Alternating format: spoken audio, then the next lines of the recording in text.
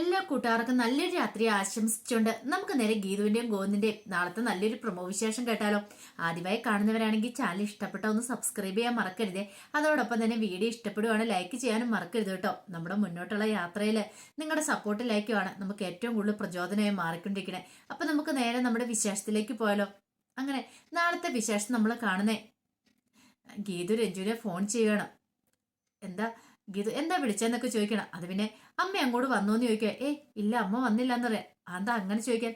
അല്ല അമ്മ അറക്കൽ വീട്ടിൽ വന്നിട്ടുണ്ടായിരുന്നു, വന്നിട്ട് അമ്മ അങ്ങോട്ട് പോന്നു, അവിടെ എത്തിയോന്ന് അറിയാൻ വേണ്ട അമ്മേനെ വിളിച്ചിട്ട് ഫോൺ എടുക്കുന്നില്ല എന്ന് പറയണം. അതോ അമ്മ എത്തിയിട്ടില്ല, അമ്മ എത്തുവാണെങ്കിൽ ഞാൻ ഗീതുവിനെ വിളിച്ചിട്ട് പറയാന്ന് പറയുന്നുണ്ട്.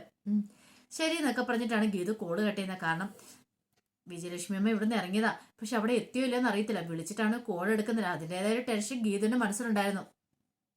ഒന്നുമല്ലേലും തകർന്ന മനസ്സോട് കൂട്ടല്ലേ അവിടുന്ന് പോന്നേ. പിന്നീട് വിജയലക്ഷ്മി വീട്ടിലേക്ക് കയറി ചെല്ലുവാണ്. ആകെപ്പാടെ വല്ലാത്തൊരു അവസ്ഥയിലെ വിജയലക്ഷ്മി കയറി ചെല്ലുന്നേ. ആ സമയം രഞ്ജു അങ്ങോട്ടേക്ക് ഇറങ്ങി വന്നു. വിജയലക്ഷ്മിയുടെ അടിമുടിയും നോക്കി. എന്നിട്ട് ചോദിച്ചു, അമ്മയുടെ മുഖം എന്താ വല്ലായിരിക്കണം നിൽക്കും. ഒന്നുമില്ല. അല്ല അമ്മ എന്തിനാന്ന് അറക്കൽ വീട്ടിൽ പോയെന്ന് ചോദിക്കാം. അല്ല അത് പിന്നെ ഞാൻ പോയെന്ന് എന്നോട് ആരാ പറഞ്ഞേ? അതൊക്കെ ഞാൻ അറിഞ്ഞു. അമ്മ എന്നോട് പോലും ഒരു വാക്ക് പറയാതെ അമ്മ എന്തിനാ അങ്ങോട്ട് പോയെന്ന് ചോദിക്കാം.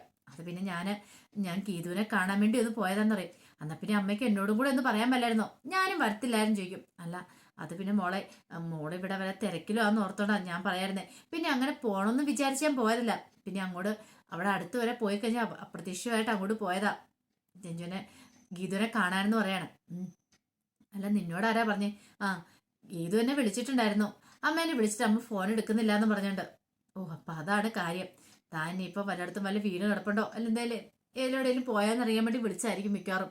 തന്റെ മനസ്സിലെ ടെൻഷൻ ഗീതുവിന് നന്നായിട്ട് മനസ്സിലാവും. അതുകൊണ്ടായിരിക്കും ഗീതു അങ്ങനെ വിളിച്ചേക്കുന്ന എന്റെ രഞ്ജുവിനെ. അതെ എനിക്ക് കുഴപ്പമൊന്നുമില്ല, ഞാൻ അവളെ തിരിച്ചു വിളിച്ചോളാന്ന് പറയാം. വേണ്ടപ്പ ഞാൻ വിളിച്ച് പറഞ്ഞോളാന്ന് പറയും. വേണ്ട ഞാൻ അവളെ ഇച്ചിട്ട് കഴിയുമ്പോൾ തിരിച്ചു വിളിച്ചോളാന്ന് പറഞ്ഞിട്ട് വിജയലക്ഷ്മി അങ്ങോട്ട് പോവാണ്. പിന്നീട് നേരെ പൂജാമുറിയിലേക്ക് ചെല്ലുന്നത്. മനസ്സിലാകപ്പാടെ വിഷമപ്പെടുത്തും. കാരണം ഗോവിന്ദ് പറഞ്ഞ കാര്യങ്ങളൊക്കെ മനസ്സിലിങ്ങനെ തേട്ടി തേട്ടി വന്നോണ്ടിരിക്കുക. ചോദിക്കുക ഗീതു, പെറ്റമ്മ ഇത്രയും കാലം എന്നെ ഉപേക്ഷിച്ചിട്ട് പോയത് എന്തിനു വേണ്ടിയിട്ടായിരുന്നെന്ന്. ഒരു പെറ്റമ്മയുടെ സ്നേഹം തരാതെ എന്നെ ഉപേക്ഷിച്ചിട്ട് പോയെങ്കിൽ അതിന് പിന്നിൽ എന്തെങ്കിലും ഒരു വ്യക്തമായ കാരണം ഇല്ലാതിരിക്കില്ലല്ലോ. അതെന്തിനു വേണ്ടിയാ? കുറച്ചാൾ കഴിഞ്ഞ് കഴിയുമ്പോഴത്തേനും രഞ്ജുവിനെ ഒക്കത്ത് വെച്ചോണ്ട് അവര് വരുന്നേ. അതിന്റെ പിന്നിലെ ഉദ്ദേശം എന്തായിരുന്നു? അതാ അറിയേണ്ടത്. അത് ചോദിക്കുക. എങ്കിൽ മാത്രമേ ഞാൻ ഇവരെ അമ്മയായിട്ട് കാണുവോളെന്നൊക്കെ. അതൊക്കെ ഓർത്ത് ഇനിയിപ്പോ കണ്ണ് നിറഞ്ഞൊഴുകുക. എന്റെ ദേവി, ഈ പരീക്ഷണങ്ങൾ ഇനിയും എനിക്ക് സഹിക്കാൻ പറ്റുന്നില്ല. സത്യാവസ്ഥയൊക്കെ എനിക്ക് തുറന്നു പറയണമെന്നുണ്ട്, പക്ഷെ എനിക്കിപ്പോൾ ഒന്നും പറയാൻ മേലാത്ത അവസ്ഥയില. സാഹചര്യങ്ങൾ മുന്നോട്ട് പോയിക്കൊണ്ടിരിക്കണേ. എനിക്ക് പിടിച്ചു വയ്ക്കാനുള്ള ഇത് നീ തരണേ, ഹെൽപ്പ് തരണേ എന്നൊക്കെ പറഞ്ഞുകൊണ്ട് ഇങ്ങനെ പ്രാർത്ഥിച്ചുകൊണ്ടിരിക്കുകയാണ് ദൈവയുടെ മുന്നിൽ. ഈ സമയം രഞ്ജു അങ്ങോട്ട് വന്നു. രഞ്ജു കണ്ടു അമ്മ പൂജാമുറി കയറി പ്രാർത്ഥിക്കുന്നത്. എന്തോ മനസ്സിന് അത്രയ്ക്ക് നല്ല വിഷമം തട്ടിയിട്ടുണ്ട്. അല്ലെങ്കിൽ ഒരു കാരണവശാലും അമ്മ ഇങ്ങനെ വിഷമിച്ചിരിക്കേണ്ടതല്ല. എന്തൊക്കെയോ കാര്യമായിട്ട് അമ്മയ്ക്ക് ബുദ്ധിമുട്ടുണ്ടെന്ന് രഞ്ജുവിന് മനസ്സിലാവുകയും ചെയ്തു.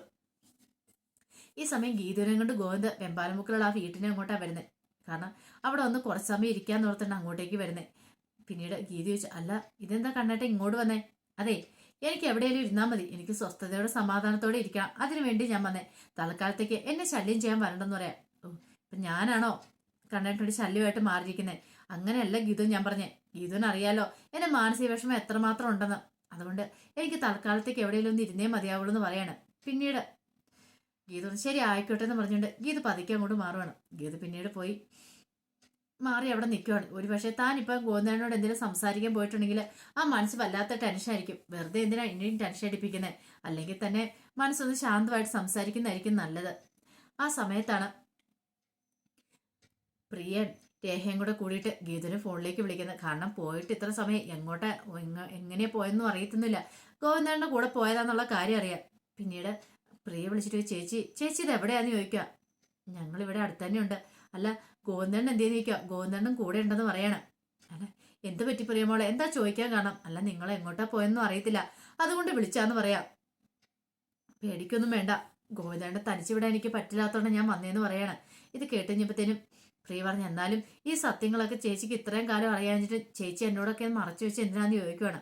ഈ സമയം രേഖ പറഞ്ഞു, എന്നാലും ഒരു വാക്ക് ഞങ്ങളോട് പറയായിരുന്നു ഗീതുവിന്. ഗോവിന്ദന്റെ അമ്മ വിജയലക്ഷ്മിയാന്നുള്ള കാര്യം ഇത്രയും കാലം എന്തിനാ ഗീതു ഞങ്ങളോട് ഇത് മറച്ചു വെച്ചെന്ന് ചോദിക്കുക. അല്ല അത് പിന്നെ രേഖിച്ച് ഞാൻ വേണ്ട, ഇനിയിപ്പോൾ അതിനെക്കുറിച്ചൊന്നും പറയണ്ട. പക്ഷെ ഗോവിന്ദന്റെ മനസ്സറിയാലോ, പാവം വല്ലാതെ ആകെപ്പാടെ തകർന്നു പോയിരിക്കുക. ഇതുവരെയായിട്ടും പെറ്റമ്മേനെ ഉൾക്കൊള്ളാനായിട്ട് ആ മനസ്സ് പ്രാപ്തമായിട്ടില്ല. അതിന് കാരണം മറ്റൊന്നുമല്ല, വിജയലക്ഷ്മി അമ്മ എന്തോ വലിയ തെറ്റ് ചെയ്തിട്ടുണ്ടെന്ന് കണ്ണേട്ടൻ ഇപ്പോഴും വിശ്വസിച്ചുകൊണ്ടിരിക്കുന്നത്. അതെന്താന്ന് മാത്രം അറിയത്തില്ല. ഒരു പക്ഷേങ്കില് ഗോവിന്ദന്റെ അച്ഛനെ ഗോവിന്ദണ്ണയ്ക്ക് ഉപേക്ഷിച്ച് പോകാൻ കാരണം ഒരു പക്ഷെ വേറെ ആരെങ്കിലും ഉണ്ടായിരിക്കും ജീവിതത്തിൽ. അതുകൊണ്ടായിരിക്കും ആ രഞ്ജുവിന്റെ അച്ഛന്റെ കാര്യമാണ് ഞാൻ ഉദ്ദേശിച്ച. ചിലപ്പോൾ അതുകൊണ്ടായിരിക്കും അമ്മ ഇട്ടിട്ട് പോയെന്നുള്ള ആ ഒരു വിശ്വാസത്തിലാണ് ഇപ്പോഴും ഗോവിന്ദണ്ണൻ ഇരിക്കുന്നത്. അപ്പൊ അതുകൊണ്ടാണ് ഉപേക്ഷിച്ചിട്ട് പോയെന്നൊക്കെ. അതൊന്നും പെട്ടെന്ന് ഗോവിന്ദണ്ണന്റെ മനസ്സിൽ നിന്ന് വായുന്ന കാര്യമല്ല. അതുകൊണ്ടാ. പക്ഷെ എനിക്ക് ഇപ്പോഴും നല്ല വിശ്വാസമുണ്ട്. എന്തൊക്കെയോ വിജയലക്ഷ്മി അമ്മ ഒളിക്കാൻ ശ്രമിക്കുന്നുണ്ട്. നമ്മൾ അറിയത്തില്ലാത്ത എന്തൊക്കെയോ രസങ്ങൾ അവർക്കുണ്ട്. രേഖേച്ചി എന്താന്ന് എനിക്ക് അറിയില്ല.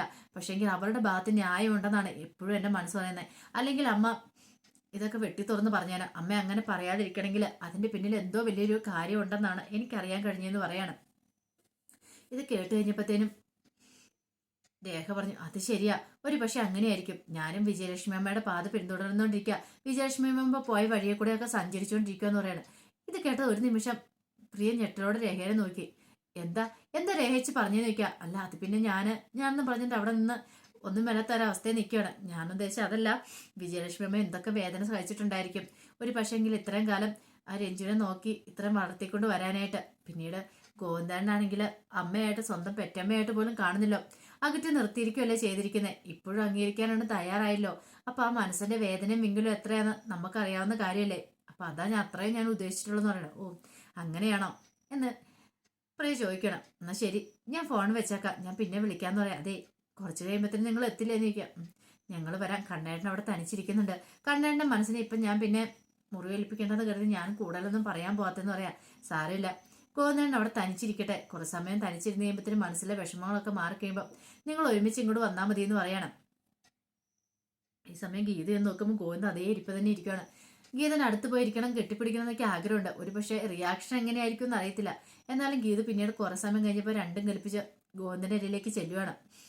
ഗോവിന്ദൻ്റെ ചോദിച്ചെന്താ, ഗോവിന്ദൻ്റെ തോളിലേക്ക് ചാരി ഇങ്ങനെ ഇരിക്കുക. പിന്നീട് ഗോവിന്ദനോട് ചോദിച്ചു, അല്ലേ കണ്ണേട്ടൻ്റെ വിഷമം ഇതിലായിട്ട് മാറിയില്ലേ, ഇപ്പോഴും എന്താ ആലോചിച്ചുകൊണ്ടിരിക്കണമെന്ന് ചോദിക്കുക. ഇത് കേട്ട് കഴിയുമ്പോഴത്തേക്കും ഗോവിന്ദ് ഒരു ഞെട്ടലോടും കഴിച്ചിട്ട്, ഓഹോ ഇപ്പോഴും ഞാൻ വിഷമിച്ചിരിക്കുക എന്നുള്ള കരുതുന്നേ. അതെ എനിക്ക് വിഷമം ചിലപ്പോൾ ഉണ്ടാവും, ചിലപ്പോൾ ഇല്ല. അത് നീ ഇപ്പൊ കൂടുതൽ അത് നോക്കാൻ വേണ്ട, പറഞ്ഞു കേട്ടല്ലോ. എന്റെ വിഷമം മാറ്റാൻ വേണ്ടി വന്നിരിക്കുന്നു. ഒരു കാര്യം ഞാൻ പറഞ്ഞേക്കാം, എല്ലാരും കൂടെ കൂടിയിട്ട് എന്നോട് ഈ ചതി ചെയ്തിരിക്കുന്നത്. ഇത് കേട്ടൻ ഗീത പറഞ്ഞു, ഞാൻ എന്ത് തെറ്റിയെന്നാ കണ്ണേട്ടൻ പറയുന്നത്. നീ കൂടുതലും ചെയ്യണ്ട, നീയും കൂടെ എന്നോട് ചതിച്ചു. കാരണം വിജയലക്ഷ്മി ആരാ എന്താന്നൊക്കെ അറിഞ്ഞിട്ടല്ല നീ ഇത്രയും കാലം ഒളിപ്പിച്ചു വെച്ചേ. എനിക്കറിയായിരുന്നു, ആ രഹസ്യം നിനക്ക് അറിയായിരുന്നു. പക്ഷെ നീ എല്ലാവരുടെ മുന്നിൽ വെച്ച് അത് വിളിച്ചു പറയേണ്ട കാര്യം ഇല്ലായിരുന്നു. ഇപ്പൊ എല്ലാവരുടെ മുന്നിൽ ഞാൻ ആരാ, വെറും ചെറുതായി പോയില്ലേ. എല്ലാവരുടെ മുന്നിൽ ഞാൻ ഒരു കോമാളിയായി പോയില്ലെന്ന് ചോദിക്കാം.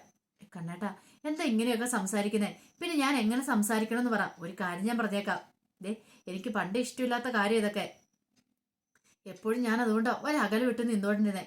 ഇത് കേട്ടപ്പോഴത്തേനും ഗീത പറഞ്ഞു, സോറി കണ്ണേട്ടാ, ഞാൻ വിജയലക്ഷ്മിയുടെ പേര്, വിജയലക്ഷ്മി അമ്മയുടെ പേര് അപ്പൊ എന്റെ നാവിൽ അറിയാതെ വന്നു പോയതാ, അങ്ങനെ പറഞ്ഞു പോയതാ. പക്ഷെ അത് ഗോവിന്ദന്റെ മനഃപൂർവ്വം വേദനിപ്പിക്കണമെന്ന് കരുതി പറഞ്ഞല്ലെന്ന് പറയാം. ഇനി സോറി ഒന്നും പറയണ്ട, എനിക്കെല്ലാം മനസ്സിലായി. എന്റെ വേദനകൾ മനസ്സിലാക്കാനായിട്ട് ഇന്നു വരെ ആരും ശ്രമിച്ചിട്ടില്ല, അതാന്ന് പറയാണ്. ഇത് കേട്ടൻ ഗീത പറഞ്ഞു, എനിക്ക് മനസ്സിലാകും കണ്ണേട്ട വേദന എന്താന്ന്. കണ്ണേട്ടൻ പേടിക്കണ്ട, ധൈര്യമായിട്ടിരിക്കുക. എന്തിനു വേദനും എപ്പോഴും ഈ ഗീത കൂടെ ഉണ്ടായിരിക്കും, ധൈര്യമായിട്ടിരിക്കുക. എന്ത് വന്നാലും ഞാൻ കൂടെ ഇല്ലേന്നൊക്കെ ചോദിച്ചിട്ട് ഗോവിന്ദനെ സമാധാനിപ്പിക്കുന്നുണ്ട്. അപ്പൊ അതിന്റെ വിശേഷങ്ങളൊക്കെ നാളെ നമ്മൾ കാണാൻ പോകുന്നത്. ആ വിശേഷങ്ങളൊക്കെ നമുക്ക് എല്ലാവർക്കും കാത്തിരിക്കാം കേട്ടോ. ഒരിക്കൽ കൂടി എല്ലാവർക്കും നല്ലൊരു രാത്രി ആശംസിച്ചു നിർത്തുന്നു. നന്ദി.